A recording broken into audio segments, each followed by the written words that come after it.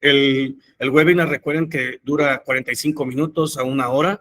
La intención es que nuestro panelista nos presente su tema, que es más como una charla, una plática que nos sirva a todos. Nuestra comentarista, en este caso la doctora Gloria, nos comente lo que opina de lo que nos presente nuestro panelista, el doctor Chunga.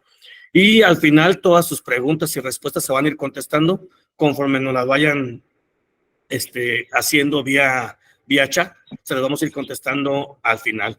Muchísimas gracias, y sin dejar pasar más tiempo, pues voy a presentar a nuestro panelista. Es el doctor Juan Agustín Chunga Prieto. Él es un gran amigo de nuestra sociedad. Él y su padre son grandes amigos. Ahorita el doctor Chunga, les digo que estamos de manteles largos porque ahorita él es el actual vicepresidente de la Sociedad Panamericana de Flebología y Linfología. Él está encargado ahorita en el año 2026 de realizar el congreso de la Softfield, de la Panamericana en Perú. Él va a ser el responsable de todas esas actividades, y muchas gracias por la invitación. Estaremos ahí formando parte de su mesa directiva y de la organización del congreso. Él es actual director de Engineman Working, del grupo de la UIP, past president de la Sociedad Peruana de Flebología y Linfología, director del Goldman Medic en Lima, Perú, coautor del libro Flebología para el médico clínico y miembro distinguido de sociedades internacionales en flebología, y pues ha viajado también ya por todo el mundo dando su cátedra de lo que es la flebología para Perú y cómo la van trabajando ellos y cómo han ido avanzando. Muchísimas gracias, amigo. Muchísimas gracias, doctor Chunga, por estar aquí, por haber aceptado la invitación y participar con nosotros en este webinar, que esperemos no sea el primero, sino el primero de muchos, y donde incentives a tus colegas y a otros doctores a que también participen con nosotros. Muchas gracias, doctor Giovanni. Una gran alegría estar aquí con los hermanos, con mis hermanos, mis maestros de México. Quiero empezar saludando, obviamente, a mi padrino, el doctor Fernando Vega, que lo veo ahí. Gracias, doctor, por estar aquí conmigo. Y al doctor Contreras, el actual presidente de la sociedad, que siempre nos ha brindado las más grandes atenciones cuando hemos estado en su ciudad. Y bueno, el día de hoy, a saludar también a todos los amigos que están presentes. Gracias por estar aquí en esta Flebología en Foco, en una de las grandes iniciativas que siempre ha tenido el IMF, el ANFIL, y es por eso de que han desarrollado la flebología con excelencia a través de todos estos años. Entonces, vamos a intentar compartir pantalla. Intenta compartir en lo que yo presento a la doctora. Nuestra comentarista será la doctora Gloria Oliva Reyes López, una gran amiga también, una gran colega, profesora del Instituto Mexicano de Flebología, actual coordinadora del diplomado de Flebología en sede Ciudad de México. Muchísimas gracias, doctora Gloria, por estar aquí con nosotros, por también participar y siempre estar al pendiente y siempre tener esa disposición de transmitir lo que usted ha aprendido y toda esta información para nuestros colegas, y pues ahora muchos de sus alumnos que ya tienen que verla más presente y más activa todo el tiempo en cómo ha ido avanzando y cómo se ha ido formando también, como lo hemos estado haciendo todos. Muchas gracias, doctora. Está apagado su micrófono. Perdón. Sí, muchas gracias, doctor Giovanni Soto, por esta gran invitación y sobre todo por esta gran oportunidad de compartir en este webinar con el doctor Juan Chunga, una personalidad muy grande y muy reconocida a nivel internacional. Y pues aprovecho también para saludar a mi gran maestro, el doctor Vega, que lo veo aquí presente, y también al doctor Contreras. Les mando un gran saludo y muy contenta de compartir con todos ustedes, a todos quienes se han conectado en este importante webinar. Pues ahora sí que este tema es de mucha relevancia para todos nosotros. Sí, muchas gracias. Muchas gracias. Sin más, doctor. Sí, se ve la pantalla, ¿verdad? Sí, ya se ve. Listo, excelente. Entonces, bueno, una vez más agradecido por la charla del día de hoy. Cuando el doctor Giovanni me pidió para participar en Flebología en Foco, pues decía, ¿qué tema les doy? Porque yo sé que el sílabo del IMF es bastante amplio, es buenísimo, sea, ahora, ¿qué más les puedo enseñar? ¿Qué les puedo brindar esta noche? Bueno, decidimos hablar un poco de las complicaciones por escleroterapia, porque para la gran cantidad de pacientes que atendemos en un país con tanta población como la de ustedes y donde hay médicos pues en distintas ciudades y tenemos distintas regiones, distintos tipos de pacientes, creo que conocer las complicaciones que pueden venir de la mano de la escleroterapia, de la ablación química endovenosa, pues es un tema muy importante, ya que yo soy un convencido de que conociéndolas las podemos evitar y cada vez tenerlas menos y tener pues una práctica cada vez mejor. Entonces, para el año 2018, estuve todo ese año trabajando con este grupo de maestros que ustedes ven en la foto. Es el doctor Lorenzo Tesari, Nick Morrison, Pauline Mortimbo, Atilio Cabesi, Kurosh Parsi y Sergio Yanesini, que es el actual presidente de la UIP. Y tuve la oportunidad de trabajar con ellos revisando las guías de escleroterapia, justamente para realizar este artículo, que ustedes lo pueden ir... ¿Sí ve la pantalla? Se descompartió, Doc, la presentación.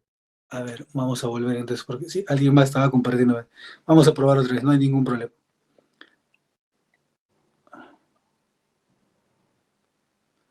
A ver. Saludos, doctor Intriago. Un gusto, hola, ¿qué tal? Buenas noches, gracias.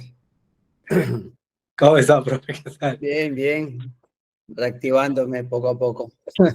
Yo creo que con este panel que tenemos hoy día hacemos la charla más dinámica y todos participamos, ¿eh? Y así todos salimos ganando, creo.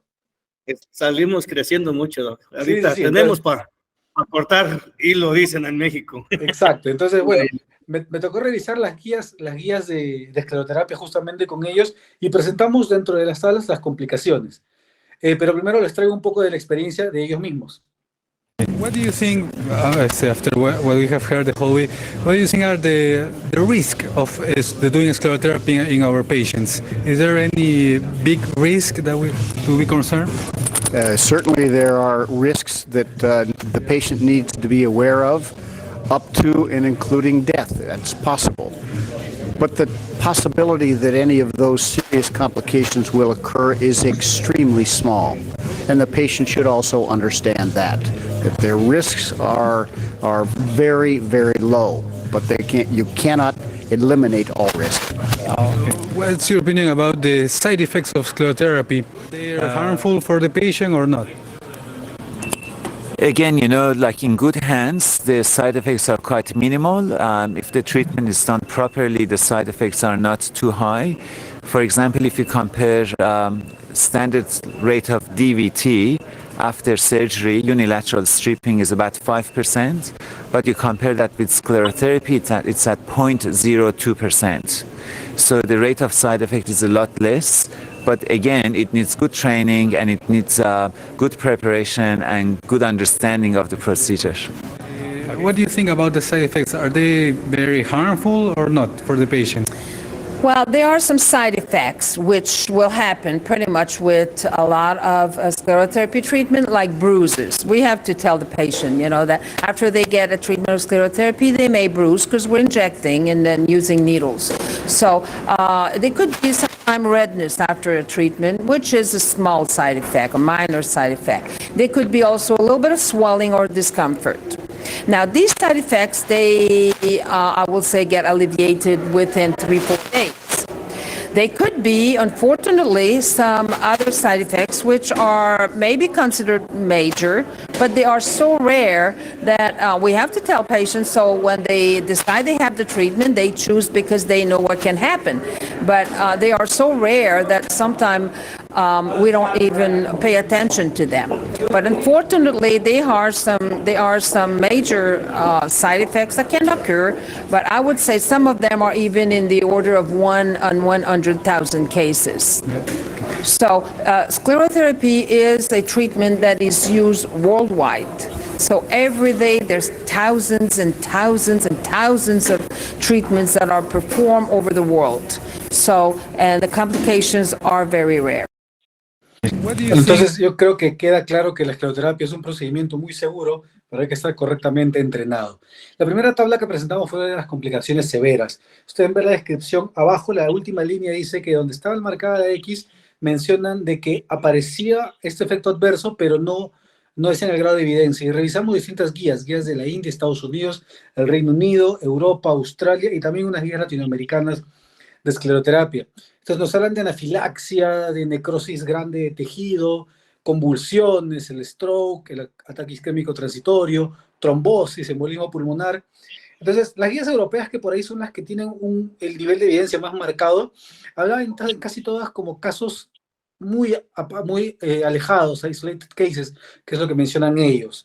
Entonces, hay que saberlo, hay que conocerlo personalmente. Yo llevo haciendo escleroterapia 12 años y no he tenido ninguna anafilaxia, no he tenido ninguna necrosis larga de tejido, ni convulsiones. El stroke y el TIA siempre ha habido una discusión para las personas que por ahí son muy estudiosos porque dicen que no siempre es diagnosticable hasta que se le hace un estudio al paciente. Y bueno, trombosis tampoco las he tenido tal cual, pero obviamente de ahí también dicen, ¿no? Hay que evaluar al paciente y buscarle y ponerse a buscar, pero no todos lo hacemos. Entonces, yo creo que una historia clínica detallada es lo que nos va a ayudar a poder evitar un poco sobre este tema, estas complicaciones. Nuestra historia clínica que trabajamos en Global Medic, pero el punto de antecedentes patológicos es muy importante, ya que ahí vamos a saber qué enfermedades nos pueden llevar a pacientes que tengan este tipo de complicaciones. Algo muy importante que tenemos en esos antecedentes patológicos es el tema de trombosis en el paciente, alergias. Cuando el paciente me dice, doctor, usted me está inyectando un medicamento, ¿cómo sé si me va a chocar o no me va a chocar? Yo le digo, no lo vamos a saber hasta que te lo ponga. Pero si ustedes usan el poliocanol o la detoxiesclerol, yo le digo a los pacientes que es como si fuera un derivado del alcohol. Y casi nadie, muy bajísimo porcentaje, de personas que sean alérgicas al alcohol, por un lado. Y por otro lado, está demostrado pues, que eso va a actuar a nivel local. Entonces he tenido pacientes que sí se le ha aparecido alguna roncha, algún abón después del tratamiento, pero se resuelve ahí mismo y nada más. No han llegado a la anafilaxia. Algo muy importante también es si el paciente ha tenido cirugías previas y sobre todo cirugías largas o cirugías traumatológicas, que sabemos que son pacientes que tienen un mayor riesgo de trombosis. Pacientes con alguna enfermedad oncológica también, que sabemos que también están en un estado más trombofílico. Tenemos que tener cuidado con estos pacientes, obviamente medicación como medicamentos hormonales, sobre todo, que puedan estar utilizando los pacientes. Tanto pacientes mujeres como tenemos también pacientes que por ahí vienen con terapia de reemplazo hormonal y ellos también vienen con las piernas bien complicadas por la alta carga de estrógenos que toman, que usan. En este trabajo de Jean-Luc Guillet, él nos menciona algunas de estas complicaciones y cómo por ahí manejarlas. Cuando se habla del tema de anafilaxia, dice que hay que detener la inyección en ese momento e iniciar los protocolos de emergencia. Esto sí es obligatorio, por lo menos yo lo sé que en Estados Unidos y en Europa, que dentro de un consultorio de flebología tiene que haber un coche de paro, un coche de reanimación para activar esos protocolos de emergencia cuando sea necesario. Yo lo tengo en mi consulta la medicación, pero cada vez la voy cambiando cuando se vence porque, gracias a Dios, no he tenido ese problema. En el caso de necrosis extensa de tejido, lo que él dice es, o sea, ocurre la necrosis cuando uno ha inyectado, obviamente, una arteria o una arteriola, ¿no? Una arteria un poquito de mayor dimensión. Entonces, si uno ve la varice, no es visible, no es palpable, usar una guía ecográfica. Y la guía ecográfica nos va a permitir evidenciar si es o no una arteria. Es muy raro que uno pinche una arteria de verdad, pero hay esos casos, están descritos, como vieron en el video previo, ¿no? Y el caso de trombosis, una vez establecida, usar trombofilaxis farmacológica y física, y a la hora de hacer el tratamiento, usar un poco volumen. Ahora, en mi caso, cuando tengo un paciente que me ha venido con antecedente de trombosis, con una trombosis previa, lo que yo le digo al paciente es que voy a empezar colocando una inyección de 3 centímetros, 3 cc de espuma, y una baja concentración. Empiezo con 0.25, con 0.5 en reticulares, para probar, para ver cómo va, qué tanto se moretea, qué tanto no. Ahora, eso es algo de verdad bastante personal, pero digamos, eso me da confianza y también me da confianza a los alumnos que tengo de decirles, no hay ningún problema porque no es una contraindicación, una trombosis en la historia clínica del paciente para hacer la escleroterapia, pero por ahí eso nos permite tener un poco más de confianza. Y también viene el otro caso, ¿no? Aquí en mi país, pacientes que le han dado trombosis hace 10 años y llevan 10 años tomando warfarina y nunca más fue al hematólogo para controlarse, pero bueno, están con tratamiento con warfarina, entonces sé que menos le va a pasar, no va a haber ningún problema y podemos hacer el tratamiento.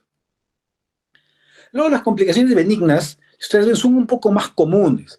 Aquí vemos los disturbios visuales, el dolor de cabeza, lesión del nervio sensorial, la opresión de pecho, la tos seca, una flebitis superficial, alergia local, lo que le mencionaba de los jabones. Y las tres últimas, digamos, son las que más habría que conocer. Si ustedes ven en la antepenúltima columna, las guías europeas del 2014, nos hablan que el matting y la pigmentación ocurren en menos del 10%, pero igual es un número alto, pero ocurren en los pacientes.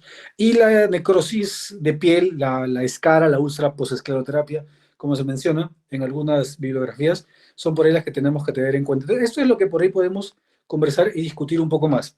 Ahora, aquí una vez más, yo me ayudo de esta parte de mi historia clínica. ¿Por qué? Porque me llegan muchos pacientes que se han hecho tratamientos previos en otros lugares. Doctor, yo me hice tratamiento de escleroterapia con un doctor y a mí cada vez que me hacía me dolía un montón, o me daba tos, o se me cerraba el pecho, o mire, me quedó esta mancha, que me hice el tratamiento hace un año y me quedó esta mancha. Entonces uno ya sabiendo esto, haciéndole estas preguntas al paciente, examinando bien la pierna, ya uno va a saber. Yo he tenido casos en los que me ponen aquí el paciente que nunca recibió nada, las enfermeras le llenan la historia, nunca tuvieron nada, pero a la hora que yo le evalúo la pierna, yo le toco la pierna y le siento una zona dura y le digo, ¿tú te has hecho tratamiento? Ah, sí, doctor, ¿verdad? Que hace un mes me pusieron la inyección, pero solo fui una vez, me pusieron y no volví. Ah, pero te has hecho tratamiento y ahí está. Entonces, yo sé que ese paciente puede pigmentar más, se puede moretear más. Muy aparte de la fisiopatología, por ejemplo, de las manchas, pues claro que hay que saber el fototipo del paciente y todo eso. Acá les estoy hablando de un tema un poco más práctico, en lo que ustedes pueden ver al día a día con sus pacientes, sobre todo cuando tienen una gran masa de pacientes. Entonces, hay que estar preparados para hacerlo, para hacer todo esto de manera dinámica y eficiente. Entonces, esta revisión también la hizo Jean-Luc Guillet. En esta revisión se hizo en pacientes mayores de 75 años para ver qué tan segura era la escleroterapia. Todo el grupo de pacientes mayores de 75 años lo que encontraron fue un síncope vasovagal y una trombosis venosa profunda distal asintomática, que como dice ahí fue en las venas gastrocnemias mediales. Ahora, el síncope vasovagal no está descrito como un efecto adverso de la escleroterapia, pero en mi experiencia yo he tenido un paciente que le estaba poniendo la inyección y en ese momento se desmayó, se fue para un lado, un paciente mayor también, se desmayó, pero duró, exagerando, creo que 5 segundos, porque el paciente fue como si lo hubieran reiniciado. Se cayó para un lado y se volvió a levantar y me dijo, doctor, así será cuando uno se lo lleva a la pelona, porque de verdad que se me apagó todo, se me apagó todito. Y pasó y se fue tranquilo y no hubo ningún problema. Y en las siguientes citas lo seguí viendo y nunca más volvió a pasar, pero fue un tema bien de nerviosismo, ¿no? Entonces, lo que quiero aclarar con este artículo es que este estudio demuestra la viabilidad y seguridad de la escleroterapia, incluso en pacientes mayores, donde no hay complicaciones específicas ni necesidad de precauciones especiales. Entonces, si es así en pacientes mayores, pues en pacientes jóvenes, sin ningún problema. Ahora, quería aclarar algunos puntos especiales, ¿no? Aquí las pongo juntas, los disturbios visuales, la tos seca y la opresión de pecho. ¿Por qué? Porque, digamos, no tienen una fisiopatología establecida tal cual, pero sí cuando estuve con el doctor Frullini allá en Florencia, él hablaba mucho de la teoría de la liberación de endotelina. Y también actualmente menciona un poco de la liberación de histamina en los pacientes. Por eso esto a mí me ocurre mucho más cuando trato telangiectasias, no cuando trato reticulares, no cuando trato safenas, no cuando hago tratamiento ecoguiado, no, cuando hago telangiectasias, en donde yo entiendo que hay una mayor destrucción de vasos, porque son ramificaciones, se libera más endotelina, se libera más histamina y produce esto en el paciente. Pero también hay un componente psicológico, y esto lo escribía en los inicio de los años 90, Aurora Abramovich en Argentina, donde ella pone en su libro, no sé si está online, pero el libro ella pone que era un paciente pusilánime, y esa palabra lo pone ella. A mí me quedó muy marcada esa palabra, porque sí, ocurre muchas veces en pacientes varones que tienen más miedo a la inyección. En mi práctica yo me voy a dar cuenta que en realidad es cierto, realmente que la mujer resiste más la inyección, la aguanta más, la tolera más. El paciente varón es un poco más miedoso y obviamente no toleramos tanto el dolor. Y acá hay dos escenarios. Yo le puse el tratamiento al paciente y el paciente estaba acostado y estando acostado empieza a toser, o el doctor empieza a ver lucecitas, doctor, me está doliendo el pecho. Lo primero es calmar al paciente y uno explicarle con toda seguridad por qué le está pasando. Yo le digo al paciente de verdad como si no hubiera pasado nada. Le digo, mira, como hemos tratado la serenita, se libera ahí la histamina, la endotelina, y eso como es lo que se libera normalmente en el cuerpo cuando hay una reacción alérgica. En este caso se libera un poquito más y ahorita va a pasar porque tiene que circular. Entonces lo que hago es lo acuesto, que movilice la bomba muscular de la pantorrilla y que poco a poco se va incorporando.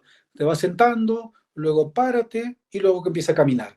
Y caminando del paciente, exagerando, en 15 minutos se va de su consultorio tranquilo y sin ningún problema. Y el otro es que el paciente ha estado acostado después del tratamiento, no había ningún problema, le digo, levántate, se levanta y cuando se está cambiando o se agacha a ponerse los zapatos o ya se levantó, ahí le viene todo esto. Entonces, ahí una vez más, sienten a su paciente, explíquenle qué ha pasado, todo tranquilo. ¿Por qué? Porque si el paciente no sabe lo que le está pasando y le da nervios, va a ser peor. Porque acuérdense que también hay un componente psicológico. Entonces hacemos lo mismo. Una vez que el paciente se incorpora, que camine y con eso le va a pasar sin ningún problema. Ahora, ahí pongo el antihistamínico. ¿Por qué? Porque en algunos casos, en pacientes que ya le da repetidas veces, que yo le digo a pacientes que son más sensibles al tratamiento, le doy un antihistamínico previo, una cetiricina previa, y con eso actúa. Pero he tenido casos en donde el paciente, por ejemplo, la tercera o la cuarta cita recién le dio, y le dio el antihistamínico y le pasa, pero ya no sé si funciona de verdad o es un placebo. Entonces, esto está todavía para estudiarse mucho más. Luego este estudio de Douglas Hill de Canadá, donde nos dice pues la incidencia de sintomatología que encontró fue mayor con espuma que con el tratamiento líquido. Y esto se describió desde que Tessari empezó a hacer la espuma de Tessari, siempre se describió en los consensos, tanto en el europeo como en el latinoamericano, que con la espuma se encontraban mayores efectos estos psicológicos, síntomas neurológicos.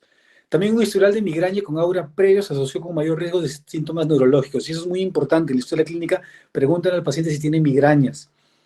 Y acá sí, en el caso de la migraña, no es que el medicamento active una migraña, no es que la escleroterapia active la migraña, sino lo que yo creo es que es la hincada, la inyección, el hecho de que el paciente se ponga un poco tenso por la inyección, hace de que se tense y se produzca este episodio de migraña.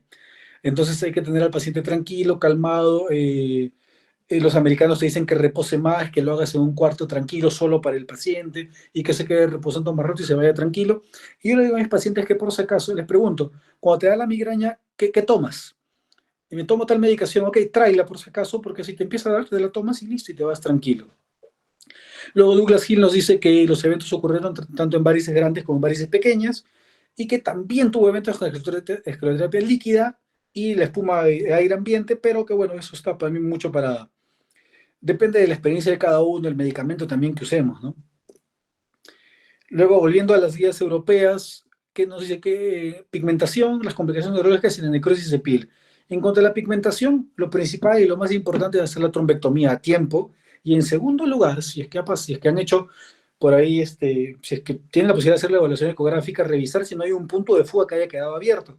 Porque si hay un punto de fuga abierto, puede seguir llenando, y por eso es que se queda pintando esa varice que ustedes trataron. En el caso de las complicaciones neurológicas, hay que dejar al paciente acostado por más tiempo, como lo vimos en las diapositivas anteriores. Y en la necrosis de piel, la única forma de evitarlo es inyectar de manera suave, despacio, no emocionarse.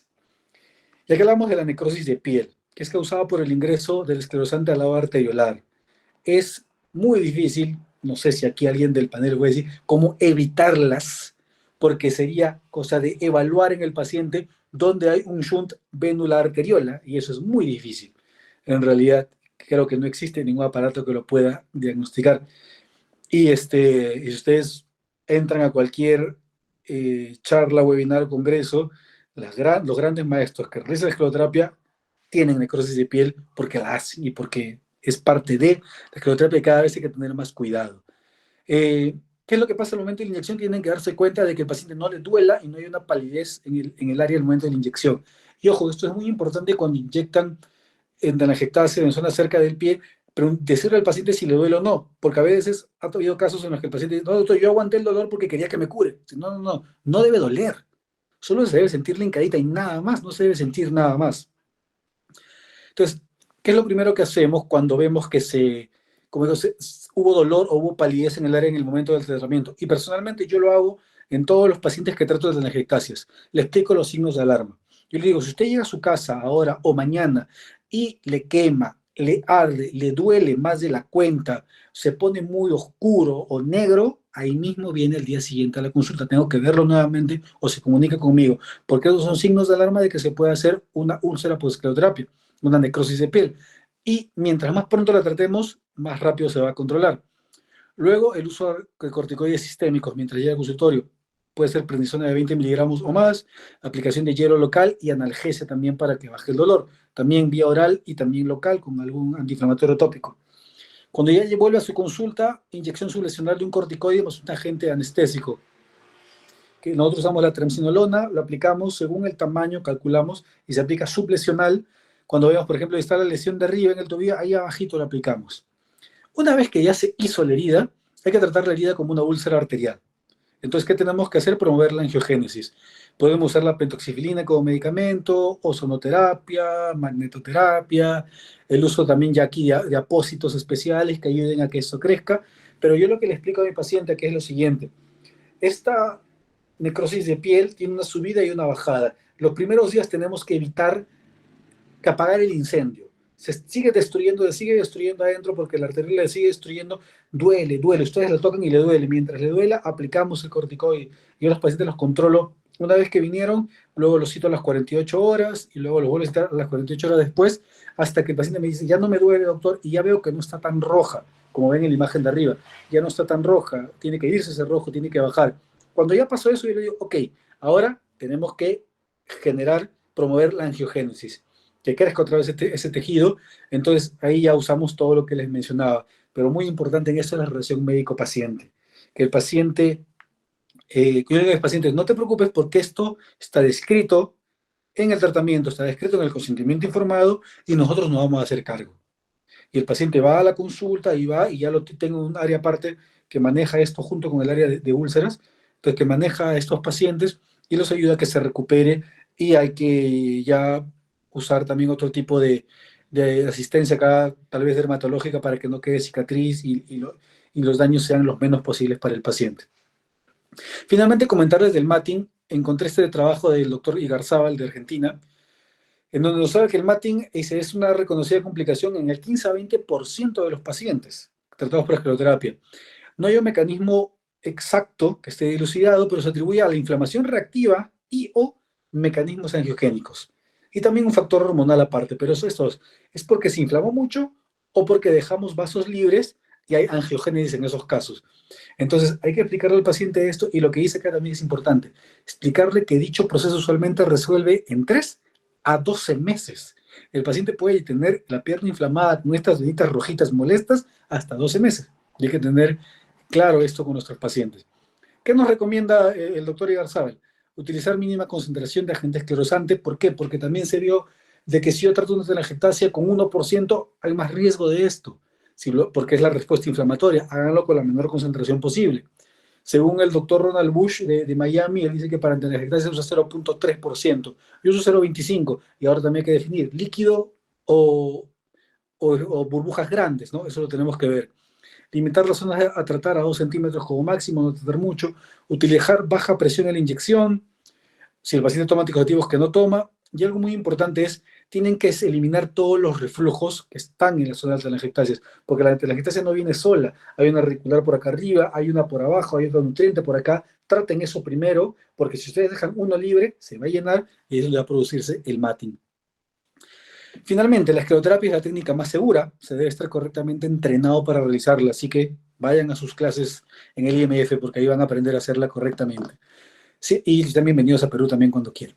Siempre utilizar el consentimiento informado. El consentimiento informado tiene que estar todo descrito al paciente, y mi consentimiento informado, yo le digo al paciente la posibilidad de la formación de una herida por el tratamiento, y está escrito el consentimiento informado. Revisen una buena historia clínica y obviamente la relación médico-paciente es fundamental.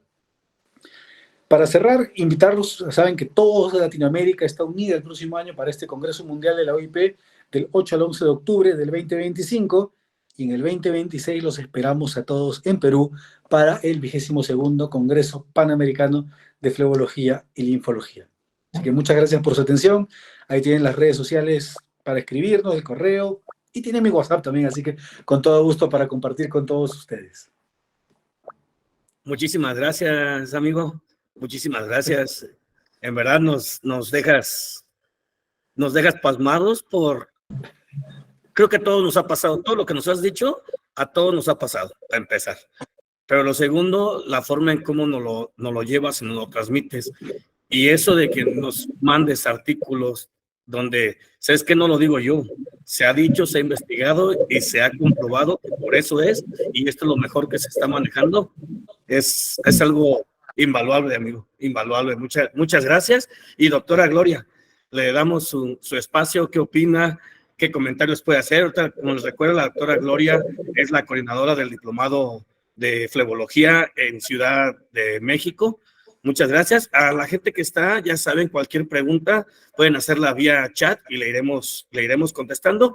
Y creo que hoy, como dijo el doctor Chunga, hay 2 o 3 personalidades que tienen toda la autoridad de poderles dar un pequeño espacio y nos hagan algún comentario. Ahorita les damos el espacio. Doctora Gloria. Sí, muy bien. Ok, doctor Juan Chunga, es una excelente presentación. Ahora sí que es un tema muy amplio, que pues es increíble que lo haya dado en tan poquito tiempo, y pues es un tema tan importante tener todos presentes, como bien dijo el doctor Soto, a todos nos pasa.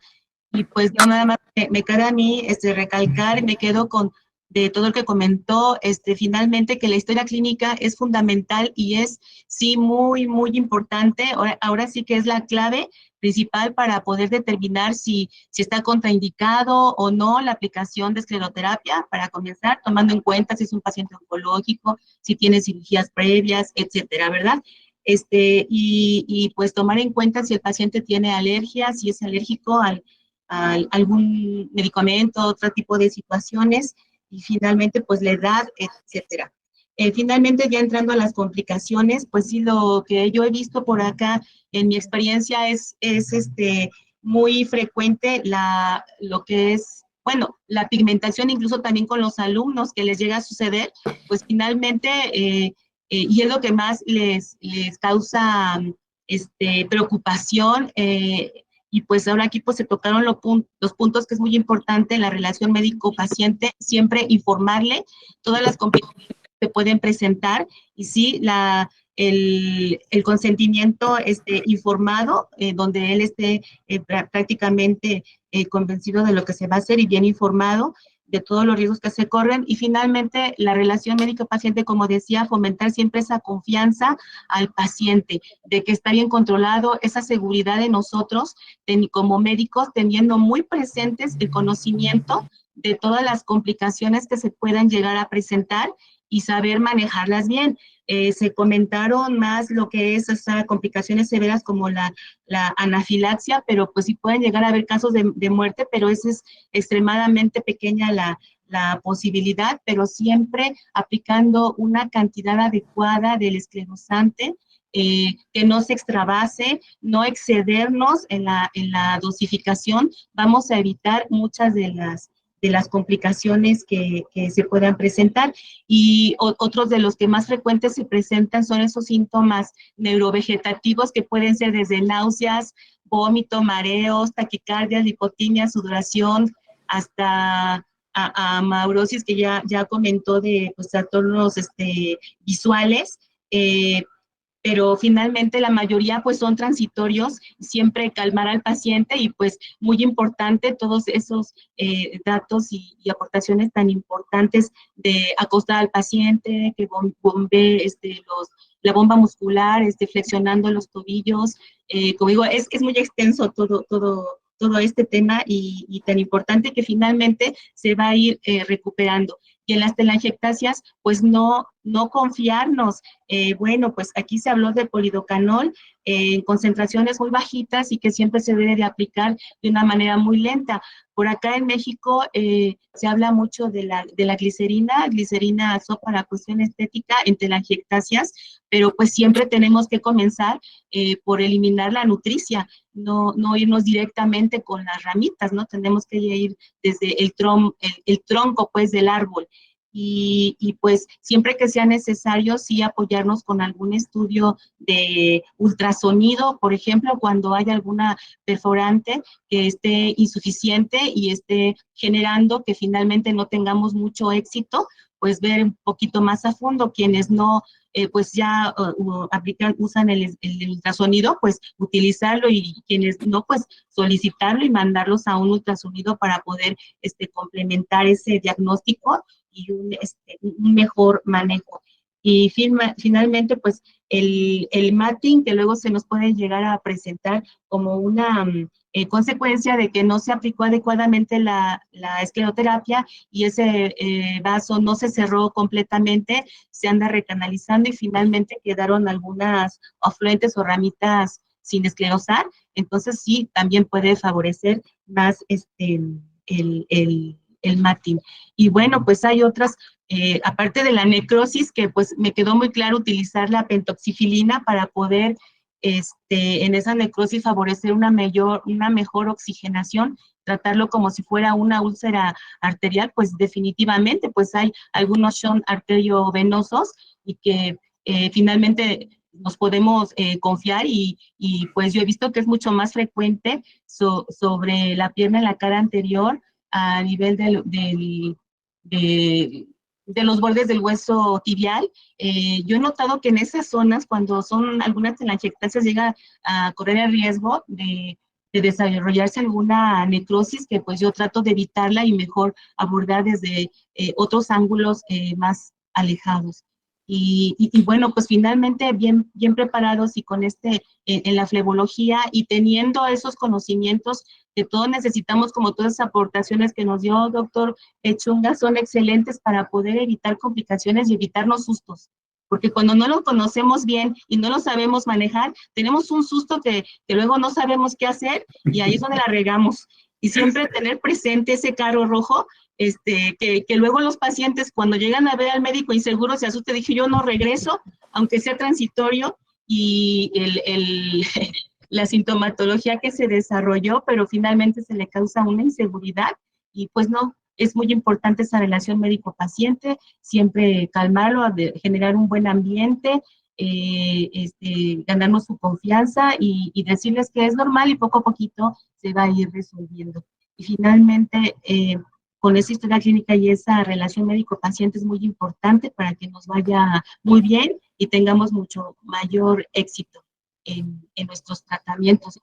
Es excelente y toda esta presentación a grosso modo, pero pues yo sé que todos sabemos que abarca muchísimo más en la fisiopatología de cada una de las complicaciones posescleroterapia, tomando en cuenta ahorita hasta la compresión posescleroterapia puede llegar a generar algunas lesiones, ulceraciones, incluso hasta los bordes de las vendas inelásticas, estas blancas que en las orillas no son elásticas, y cuando se realiza esa compresión puede llegar hasta herir o cortar la piel, o cuando nos excedemos en la compresión, se dice que una compresión mayor de 30 milímetros de mercurio puede llegar a generar una necrosis. Hasta eso tenemos que tener muy en cuenta y siempre recomendarle al paciente que no deje de asistir a su seguimiento, porque no se les explica, no se les recomienda, luego no regresan, se quedan con esa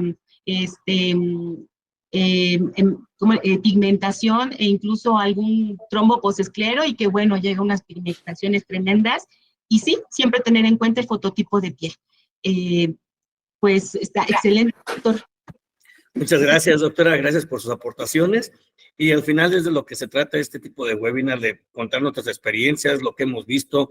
Como dice el doctor, Chunga tiene 12 años haciendo escleroterapia.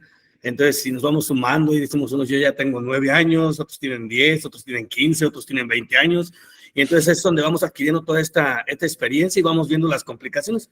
Lo que uno dice que no pasa, yo creo que ya nos ha pasado, entre más tiempo tenemos de experiencia, más nos va pasando, y cuando decimos a mí no me va a pasar eso, nos termina pasando 8, 9, 10, 12 años después de decir que nunca ha pasado. Pasamos a las preguntas y ahorita quiero darles un pequeño espacio a algunos doctores, pero quiero ir que vayamos dando respuesta a algunas preguntas. El doctor Oscar Saque pregunta que si el seguimiento de las úlceras después de la escleroterapia, ¿usted cómo las maneja? ¿Si les da costo, no les da costo? ¿O usted qué recomienda que se haga con los pacientes? La úlcera post-esclero, la de terapia, no le cobro al paciente. Lo voy citando y yo lo manejo. Y va dentro de mis costos, sí.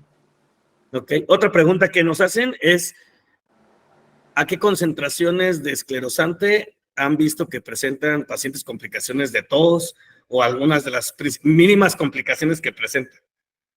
O sea, como mencioné en la charla, eso más me ha ocurrido cuando he tratado telangiectasias. En telangiectasias principalmente he usado 0.25 o 0.5%.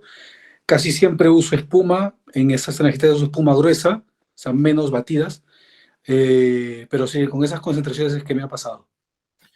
Yo agregando aquí algo a esto, en mi experiencia, el paciente que les dio tos desde la primera sesión, ténganlo por seguro que cada sesión que le hagan va a seguirla presentando, y lo que yo les recomiendo es vayan bajando la concentración, vayan bajando la cantidad de esclerosante que le aplican al paciente, y si las molestias van disminuyendo o son iguales pero no aumentan, pueden explicarle al paciente que son consecuencias o secuelas secundarias normales, pero si el paciente cada vez que ustedes las molestias van siendo mayor, mi recomendación es decirle, sabe que usted no es candidato porque sí se van poniendo, sí hay pacientes que sí van reaccionando cada vez más al estarse exponiendo como una reacción alérgica al esclerosante. Eso a mí sí me ha pasado, que el que le da tos, una vez todas las sesiones que le doy, tiene tos, pero sí disminuye si bajo la concentración y bajo la cantidad de esclerosante que le voy aplicando al paciente.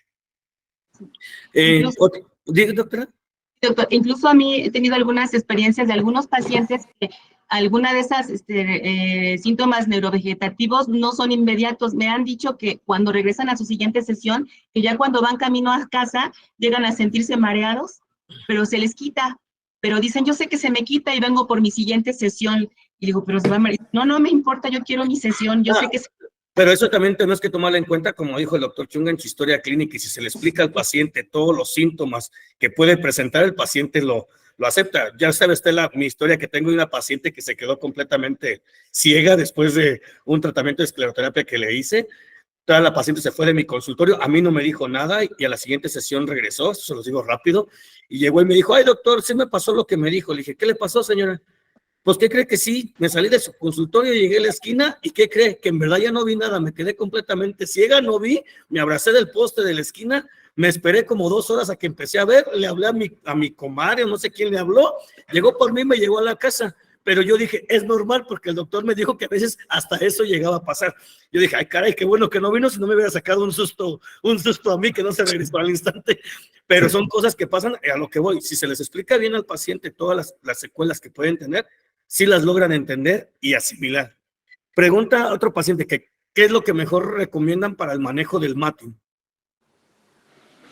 Yo creo que aquí le puedo dar la palabra al señor doctor Vega, al doctor Intriago, que si su experiencia con el matting, que la han manejado para poder usarlos.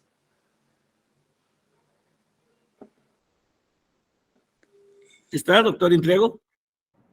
¿Qué tal? Gracias.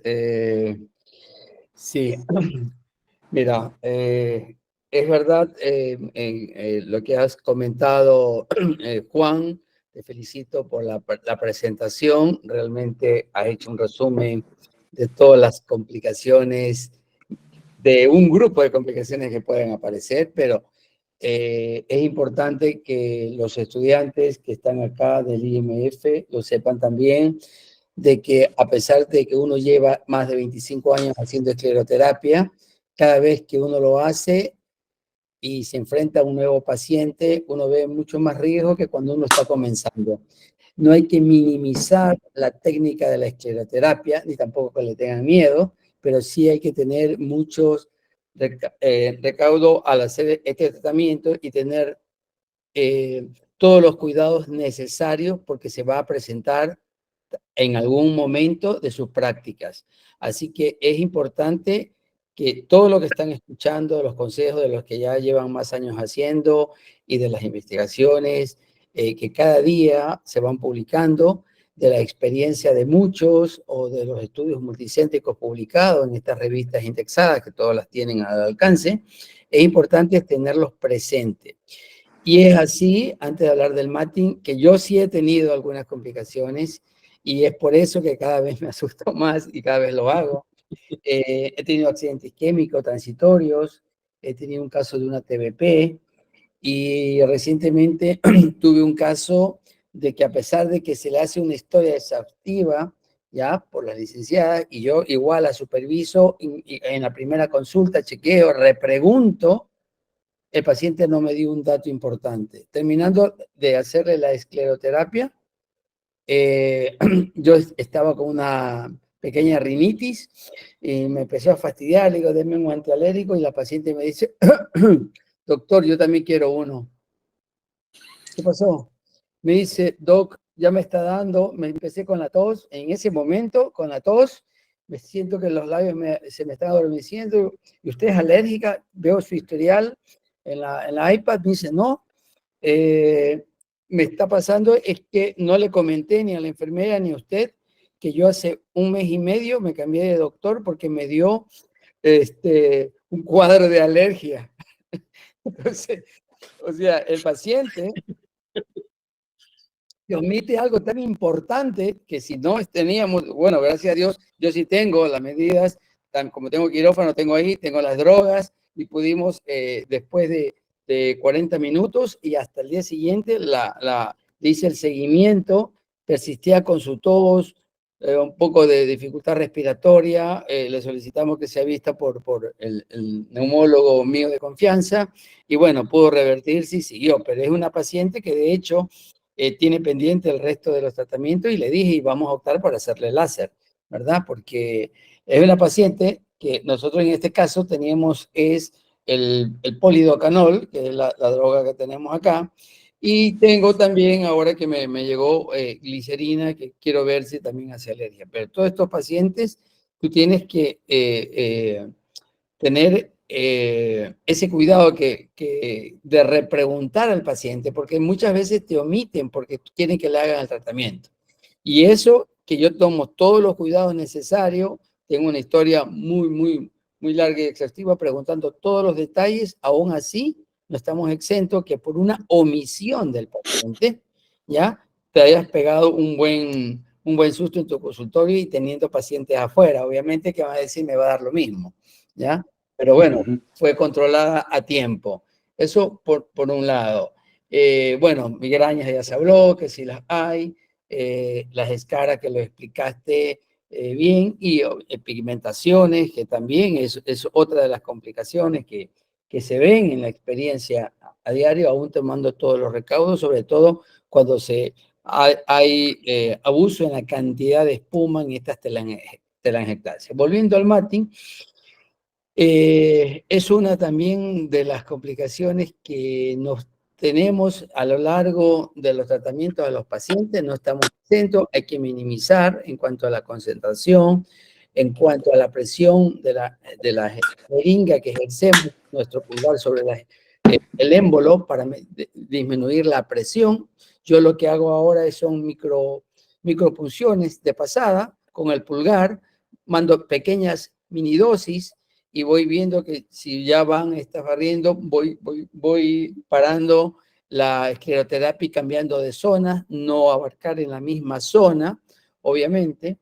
He tratado de ver, obviamente ahora con el Benvuer y con todo esto, de ver si están asociadas a una vena nutricia, que normalmente a veces las encontramos, si las hay, y el paciente va a ir mejorando, explicarle, porque el paciente sí te va a reclamar cuando tienen estos casos que yo vine con estas arañitas y ahora tengo muchísimas más. ¿Me explico? Y eso es un dolor de cabeza que lo tienes que entender. Usted me dijo que eran 2 sesiones, ahora tengo que venir, tengo que hacer, tengo que combinarle a veces el láser. Lo que me ha dado mejor resultado en este caso es utilizar la glicerina crómica. Realmente es muy satisfactoria en estos pacientes que he tenido después de haber probado los esclerosantes a baja dosis. Y siempre o combino, cuando ya he utilizado el polidocanol, el líquido, en bajas concentraciones, con glicerina, obteniendo un alto porcentaje de la resolución del MATI. No en todos los casos, a veces combinamos también láser, pero bueno, a veces el paciente ya lo deja. Y como se dijo, mucho prudencia y paciencia y explicarle al paciente que es parte del tratamiento, estas complicaciones que puedan suceder, pero es la obligación del médico explicarle, tener todas las precauciones necesarias para evitarlo, ¿no? Obviamente puede hacer que se desprestigie la técnica. Por eso te digo que a medida que uno ya tiene más años practicando esto, pueden aparecer las complicaciones y uno debe estar prevenido. Muchas gracias, doctor Intriago. El doctor Intriago es nuestro expresidente de la Sociedad Panamericana de Flebología y Linfología. Es past president. Un gusto, doctor, que esté aquí con nosotros y se dé el tiempo. Ya que está aquí, le voy a hacer la invitación a que participe con nosotros en presentar algún tema. Ya me pondré en contacto con usted y ojalá acepte y estamos para aprender también de todos ustedes, y gracias por compartir su experiencia y todo lo que sabe con nosotros. Muchas gracias, doctor Intriago. Gracias. Continuando, alcanzar a contestar varias preguntitas. Doctor Chunga, nos preguntan que cuánto es lo que recomienda máximo de aplicar de espuma por sesión, y si hay alguna relación del vendaje de la compresión con la presencia de flebitis. Ya, con respecto a lo primero, 0.25, 0.5, 1 hasta 2% puedo inyectar 2 cc de espuma. Yo uso jeringa de 3 centímetros, hasta 4 inyecciones le puedo poner en una sesión al paciente. En una pierna o dividido en las 2 piernas, no hay problema. Cuando uso 3 o 4%, sí solo inyecto 6 cc, la mitad. He llegado hasta 6 cc. Ahora que uso la técnica coguiada en varices de gran calibre, haciendo la punción en el lugar que es, uso menos, pero máximo hasta 6 cc. Con respecto a la compresión, o sea, por un lado está demostrada que la compresión nos permite obtener mejores resultados en la escleroterapia. Eso tanto en guías europeas como en guías latinoamericanas, creo que el Consenso Mexicano también lo dice. La compresión nos va a permitir tener mejores resultados y justamente nos va a permitir evitar esa tromboflebitis que nos estaban preguntando, ¿no?, en el paciente. Y por otro lado, he tenido casos que el paciente me viene con una varicoflebitis o tromboflebitis de su casa, entonces viene con el dolor. En esa primera cita yo no le hago el tratamiento, yo lo evalúo y le digo, mira, faltó cerrar acá, falta cerrar acá, porque se está trombosado esta parte nada más, pero lo primero ahí es vendaje, analgésico y analgésico tópico, por una semana, 15 días, que baje bien, y luego le hago el tratamiento. Entonces, el vendaje es fundamental para evitar cualquier tipo de flebitis en los pacientes. Ok, otra pregunta que hacen, que si usted ha usado CO2 o oxígeno, con la diferencia de oxígeno en la generación de espuma con la técnica de Tessari. No, pura espuma de aire siempre. Yo no he tenido esa experiencia. Creo que el doctor Vega sí ha usado CO2. A ver, el doctor Vega, perdón, ya lo vi. Buenas noches. Pues amigos, rápidamente, porque estamos muy interesante este tema y lo han dicho muchas cosas que habría que decir, pero lo han dicho muy bien. Lo primero que quiero decirles es que qué bueno que están aquí. Felicidades a mi hijado. Saludos a Ernesto, que está aquí también, al doctor Contreras, a todos los que están aquí, mis amigos, mis exalumnos y todos aquí, la doctora Gloria, los profesores y demás. Bueno, en eso las complicaciones ya lo han dicho todo, pero remarco un punto muy básico que ya lo dijeron, es tratar bien al paciente, estar bien identificado, darle confianza. Siempre les digo, más vale que le den el teléfono de su celular y le digan, cualquier dolor o cualquier molestia me llama. Entonces, ustedes les reciben el WhatsApp o la llamada, les mandan la fotito y ustedes sabrán si duermen tranquilos o no. Pero ya el paciente sabe que comunicó con el médico y ya ustedes ya saben qué pasa. Eso que tarda 8 días, a los 8 días ya a veces es muy tarde. Segunda cosa, la espuma con oxígeno, por supuesto que disminuye, lo publicamos, no me acuerdo ni dónde, en varios congresos. Cuando la hacen con oxígeno, disminuye mucho las complicaciones, desde la tos, las amaurosis, todo se quita con oxígeno. En cambio, con CO2 no. Por eso es que yo siempre les recomiendo usar oxígeno. Claro que es más tedioso, es más fácil agarrar la jeringa y ya, ¿no? Que andar conectando la manguera, ábrele, suéltale. Pero el oxígeno nos va a dar muchas ventajas y lo hacen. Cosa muy importante, y esto no lo van a encontrar en ningún lado, porque a partir de la pandemia, las páginas oficiales que ustedes busquen no van a decir nada de trombosis antes de la pandemia y después de la pandemia. Les van a decir un montón de cosas de la trombosis pulmonar, de los anticoagulantes, ¿no? Pero no hay. Sin embargo, la experiencia de todos los que vemos varices es que a partir de la pandemia ha crecido así, ¿verdad? Los casos de trombosis. Y entonces, algunos son directamente responsables de nuestro trabajo y otros no, pero ahora no lo sabemos. Entonces, la trombosis es una complicación que debemos tener siempre en mente y recuerden que todo lo que hacemos es trombosis, que normalmente la esclerotrombosis, cuando produce el sistema profundo, generalmente solita se va a quitar, ¿verdad? O con anticoagular, y va a dejar la válvula funcional, a diferencia de la trombosis no producida por escleroterapia. Entonces, tengan calma con esto, pero sí tengan precaución en reconocerla, porque hay que darle tratamiento oportuno. De ahí en fuera, todo lo demás que han dicho es muy, muy bonito. No tenemos mucho tiempo, pero los felicito, y ya algún día hablaremos más complicaciones. Yo creo que esto da para 2 o 3 programas. Giovanni, felicidades también por la idea. Hasta luego. Gracias, Doc, gracias. Siguiendo con las preguntas, y ahorita le damos un pequeño espacio al doctor Contreras, espero todavía esté aquí conectado con nosotros. Preguntan, Doc, en paciente que ha presentado trombosis de safena mayor, ¿hasta cuánto tiempo después se recomienda iniciar un tratamiento de escleroterapia? Mira, sí leí la pregunta. Yo sé que en las guías europeas está descrito. Te dicen fecha, te dicen cuántos centímetros, te dicen qué tratamiento. En mi experiencia, en lo que he tratado de pacientes, he tenido pacientes con historia de trombosis, pero vienen muy después de tiempo al consultorio y ya no hay riesgo de eso. En la historia clínica, por ahí el paciente que he tratado con una trombosis más próxima ha sido después de 6 meses. Y haciendo la escleroterapia sin ningún problema, no había problema, pero eso está en las guías europeas. Ahí puedes encontrar, si quieres, exactamente cuánto tiempo te recomiendan ellos. Ok, doctora Gloria, una preguntita para usted. ¿A qué tiempo recomienda se haga la trombectomía y si siempre se debe de realizar?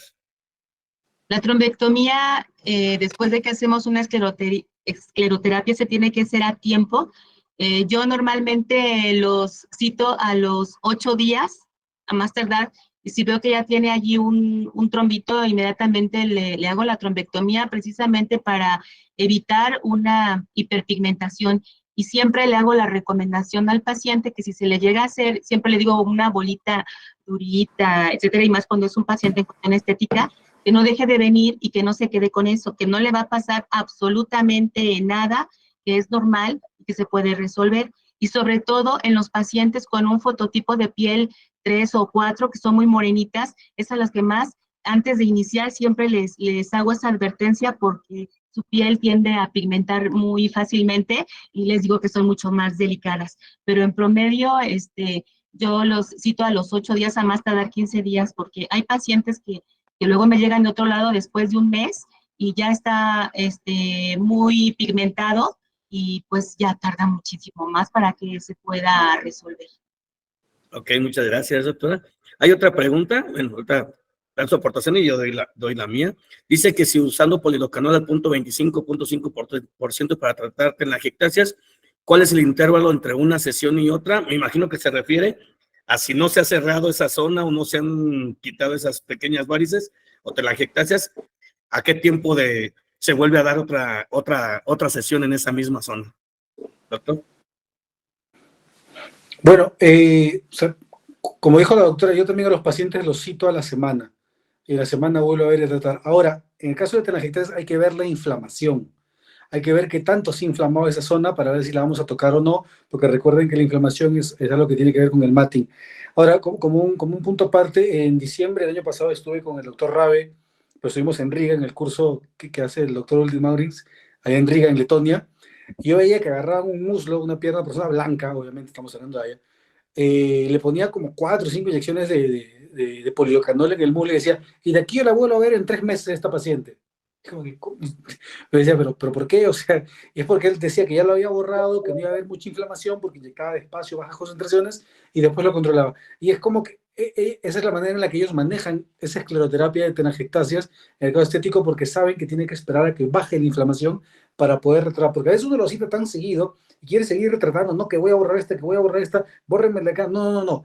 Hay que tener paciencia, hay que hablarle al paciente y explicarle, no, de aquí, si veo muy inflamado, de aquí te veo en un mes. Que baje, ponle hielo, frótate bien, usa tu crema. Si quieres, vienes al consultorio para que te hagan una terapia con ozono y antiinflamatorios tópicos, que bueno, para que el paciente siga, digamos, pensando en que lo estamos viendo al paciente, ¿no? Que no lo hemos abandonado, pero mucho depende de qué tan inflamada esté esa zona. Así es, y yo quería hacer un comentario ahí que hay que recordar que el polidocanol o el esclerosante a veces dura 3 semanas en lograr hacer el efecto que estamos buscando. Entonces, si pasamos en la misma zona y sí se va a cerrar sola por la primera vez que hicieron la pasada de esclerosante y vuelven a pasar, pues van a ocasionar primero más dolor, más inflamación y probablemente mucho matting. Entonces, no hay que desesperarnos. Y como dice el doctor, hay que explicarle al paciente, no se desespere, no se va a quitar de un día para otro y no cree que van a desaparecer como todos hemos visto en YouTube, quien sube videos y pasan y el esclerosante y se blanquea todo y qué bonito. Les digo, ¿por qué no dejan el video continuar 20 segundos más para ver en realidad si ya no volvió a mirarse esas varices o cómo hasta se ve como rojo más pigmentado? Hay que explicarle esto a los pacientes y también uno tener la calma de explicarle al paciente y decirle que es un proceso y que va a ir avanzando y que al final si vas en sesiones, a una cierta número de sesiones vas a volver a regresar y decir, caray, ya tengo un mes y medio tratando a este paciente y tal zona no se ha quitado, valoras el volver a aplicar o revisar bien si no hay alguna perforante o hay alguna nutricia que no has quitado y por eso esas telangiectasias no te han desaparecido. Sí. ¿Sale? Sin más, pues creo que fue muy nutrida esta sesión, este webinar. Vi muy participativa la gente, perdón. Muchas gracias, doctor Chunga, por habernos dado esta ponencia y como tal, como dijo el doctor Vega, creo que da para más. Usted me dijo, ¿de qué les hablo? Y ya vio. Creo que iba a salir, como nos pasó la otra vez en las de úlceras, va a salir otras 2, 3 sesiones de webinar más de complicaciones, o a lo mejor ahora nos conviene hablar o poner una donde, ¿qué podemos hacer para revertir las complicaciones o principales métodos para combatir las complicaciones? Sería una buena ponencia, a lo mejor algo que pudiéramos hablar, pero bueno, ya lo dejaré estos días a pensar y ver a quién nos puede ayudar, ¿verdad, doctor Intriago?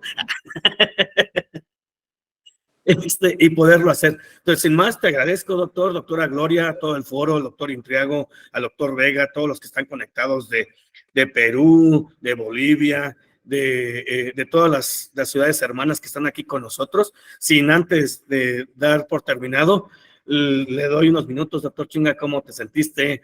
¿Qué opinas? Yo agradecido que hayas aceptado participar con nosotros. Gracias, doctor Soto. Una alegría compartir con usted, con la doctora Gloria también, que siguen ustedes el desarrollo de la filología en México. Muy contento de estar acá.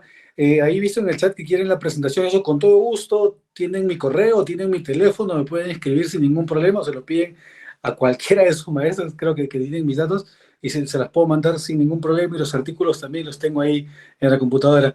Gracias al doctor Intriago por haber estado el día de hoy, de verdad que siempre sabe que lo tengo también como uno de mis papás de la filología. A mi padre, el doctor Vega. Quiero saludar también especialmente al doctor Ferreira, que nos acompaña desde Argentina también. Ahí lo veo, doctor Ferreira, así que gracias por acompañarnos el día de hoy. Y a todos los amigos que han estado aquí, como tú mencionaste, de todas estas series de filología en foco, de verdad que están siendo muy bonitas, muy agradables y nos sirven para aprender cada vez más y seguir compartiendo con todos los amigos hasta que nos veamos próximamente en México, luego en Argentina y en un par de años en Perú. Gracias a todos, buenas noches. Muchísimas gracias, amigo, muchas gracias a todos. Doctora Gloria, ¿algún comentario que nos quiera hacer final?